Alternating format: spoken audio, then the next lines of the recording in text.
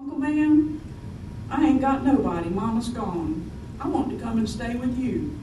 Daddy said, I got 8 of my own, but one more won't make no difference. Just come on when you get ready. When Ben came from the children's home from Elon, they came to claim Kate. We refused to give her up. Mama told them, I got 8 of my own, but I'm going to keep her. I dare every one of you to touch her.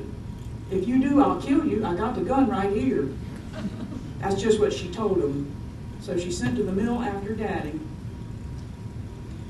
When my daddy got home, he just got rid of them. And him and my mother went to the courthouse in Graham and had it fixed so they could keep her. Now, I mentioned the more public voice of women, and in the 1920s and 30s, the mills were desperate to increase their earnings and introduce the stretch out, which caused the operatives to run more machines, produce more goods, shorter times, but for the same pay. So throughout the Southeast, there was union activity and strikes, and letter writing campaigns to try to improve the working conditions and obtain fairer wages. And again, up until this time, generally it would have been males who had been doing any sort of contacting or letter writing. But for the first time, some women felt empowered to make a move and often played a role in the protests. So Mrs. Duckworth from Mooresville, North Carolina, said she said, I wish I had the kind of education to write our kind president and tell him of some of the hardships we poor mothers of the textile communities are having. But apparently she didn't feel like her English was good enough to write to FDR, so she wrote to Eleanor instead. Interesting thing is she wrote very well. She says, until 1931, my husband made a good living.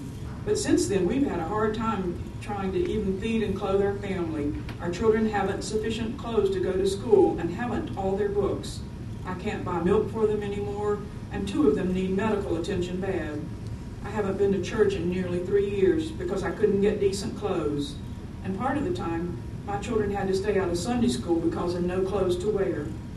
We poor people of the labor class had great hopes when the NRA was organized, but our hopes have gone, for we haven't been benefited because the mill owners haven't carried it out as the president meant it to be.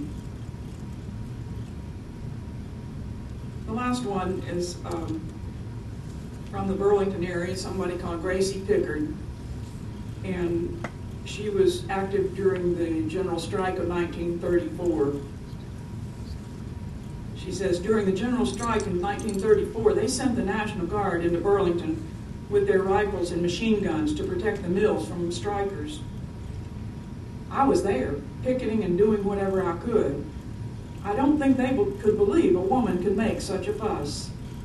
One day they just came over and lifted me screaming into the back of one of the military trucks and drove me all over town. I think they were trying to humiliate me, showing people that women better stay in their place and not make trouble. I just stood proud, knowing I was helping the union. The Shoemaker sisters, Maddie and Mildred, they were 2 of the few women who kept working in the winding room at the Pioneer plant.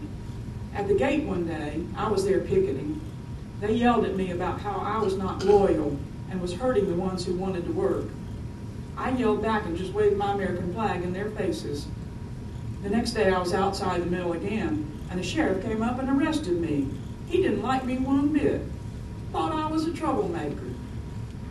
He went to the shoemaker's house that night and said, "You know that thing?" That's what he called me, that thing. He didn't call me a lady, he called me that thing. Well, she sure is on the inside looking out. She's down at the county jail. On September 14th, I'll never forget that day. A bunch of us workers were clashing with some National Guardsmen out front of the Plaid Mill. One of them bayoneted me, and some other women got clubbed badly. I couldn't believe they would bayonet and beat women. Seems like those that have money and power are keeping it, and those of us that don't can't change it.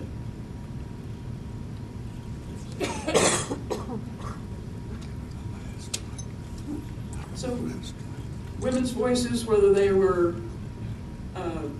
happy, sad, compassionate, bold, caring, all had a very important role in the life of cotton mills.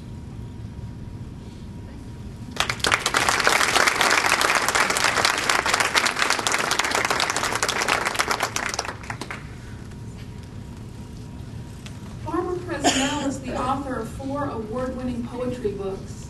She will be reading tonight from Peacework, which won the 2006 Cleveland State University Poetry Center's first book prize. A portion of the poems were also awarded the 2004 Linda Flowers Prize from the North Carolina Humanities Council. And we're pleased to also have Brenda Schloinis in the audience tonight. She is with the Touring Theater Ensemble of North Carolina, and Brenda has adapted the poetry in Peacework for the stage. It will premiere in Greensboro at the Greensboro Historical Museum May 1st, and that program is free of charge, so I hope you all can come. And then this program will travel to 10 community colleges here in the Piedmont region of North Carolina. So please welcome Brenda. Barbara, excuse me. Okay, the show is May 1st, 2nd, and 3rd. Thank you.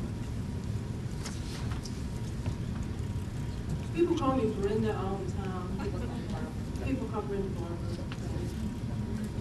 Thank you all for being here. It's a wonderful collection of teachers. I'm a teacher too, and I'm not grading papers tonight either.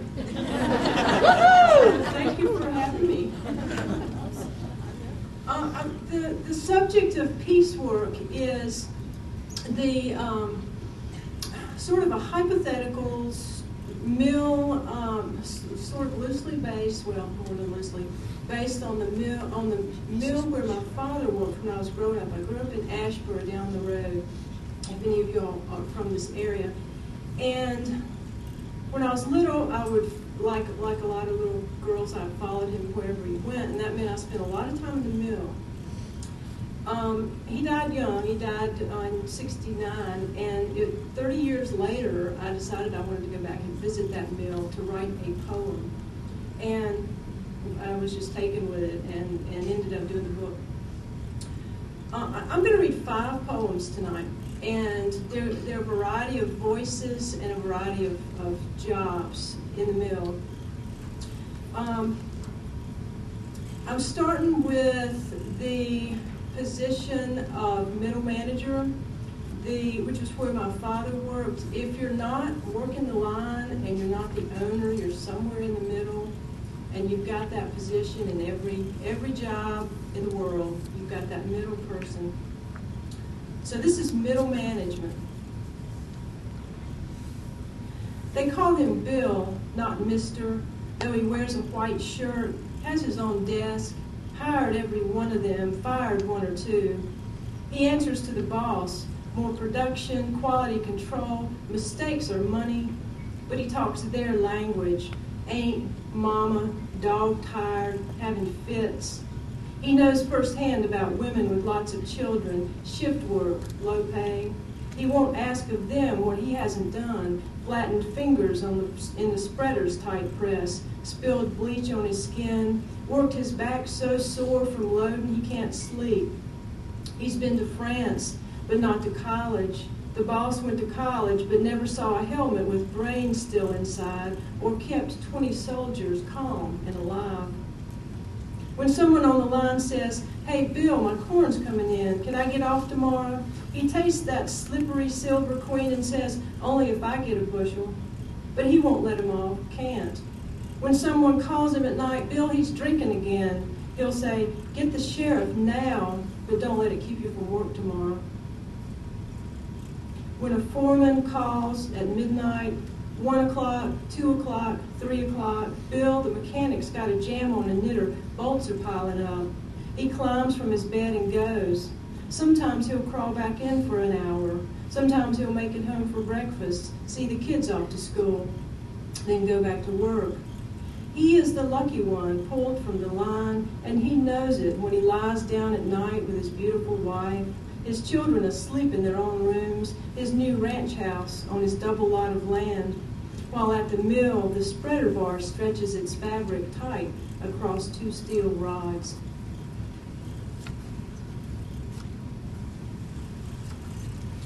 I am, of course, writing about not the cotton mill, but the textile town and textile manufacturing in the modern era. So think modern machinery and a completely different lifestyle. Ashboro, when I was growing up, was a textile town, meaning it was nowhere near, it was not at all a cotton mill town. It was a textile town because there were a lot of plants there. And we called them plants, not mills. Growing up in a textile town meant you could make anything in the world out of an empty spool of bobbin. You could make Santa Clauses and turkeys for Thanksgiving, and you could shape them into anything because they were all through the elementary school. So, I say it's important that you know that this is modern, of course, because the woman I'm going to read next would not have been around in the old cotton mills. What I wanted to do with the book was take the manufacturing process and put a person behind each machine and have them tell the story of their machine, but not just their machine, but their life. So they're sort of hypothetical. I did a lot of research to get the facts straight, but the people I'm sort of made up, And I had to think, well, okay, what kind of person would be behind that machine? What kind of person would it take to do this particular job? The first job in this particular mill is the job of knitter. The knitting machine is a very, very complicated machine, and the knitter has to be a highly skilled person who can handle a lot of stuff real quickly. And the woman who's working the mill, working the machine, the knitter, is Tonisha. And this is Tonisha talks about knitting. I can't hardly leave this spot to pee. Thread or something might pop loose. Don't happen much, but when it do, if I don't hit that off switch, that's all she wrote. Piece of lint catch up in them wires, shut the whole thing down. That's how delicate this machine is, why it pays so good too. Got 2 baby girls. They sorry-ass daddy come around whenever he get a little sugar in his pocket, and I'm like, no way, Jose. I got me a job making more than you'll see in your lifetime. My baby's going to grow up, go to college, not be no man's bitch. That man can crawl right back to whatever gutter he come out of. There's just one mechanic for all these knitters, so you don't jam up no more than you got to. Lint flying all over on the floor, but ain't nobody get the brown lung anymore. That's what Mama and them keep saying. Tonisha, you put that mask on, girl. They kill me. Nobody wear a mask. Earplugs, yeah. High tech they is, too. Still, I can't half hear when I gets home. Baby cry, and I can't hear a thing till the ringing quits, long about the time I got to go back in. If OSHA say it okay, Tonisha say it okay. That's what I tells them. 12 machines is all anybody gets, no matter how good they is. I'm on 10. Start at 3, but there's no money in 3, so you got to get better and faster to earn your machines. All day I ties them strands from cones the pin truck boys sets up. You can't have no knot in the strand. Keep that bolt steady and smooth. Can't rush it. That's what some tries to do, and they don't last in knitting long. Then I doffs it off, starts another. One roll weigh 300 pounds around there. Take a whole shift to do one. 10 roll make a good day on my 10 machines. 7 in the morning, I takes it over from this Arab. I calls him Ahab. He don't care, calls me honey right back. He walks me through the machines, what's up, what's down. At 3 o'clock, I hands it over to a boy named Manuel. Smile all the time. Can hardly say boo in English.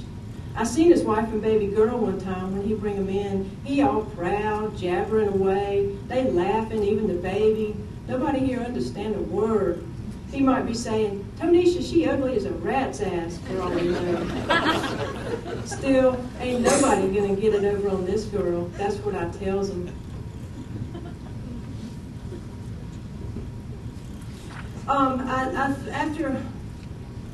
After hearing what Tanisha had to say for a while, I decided we needed to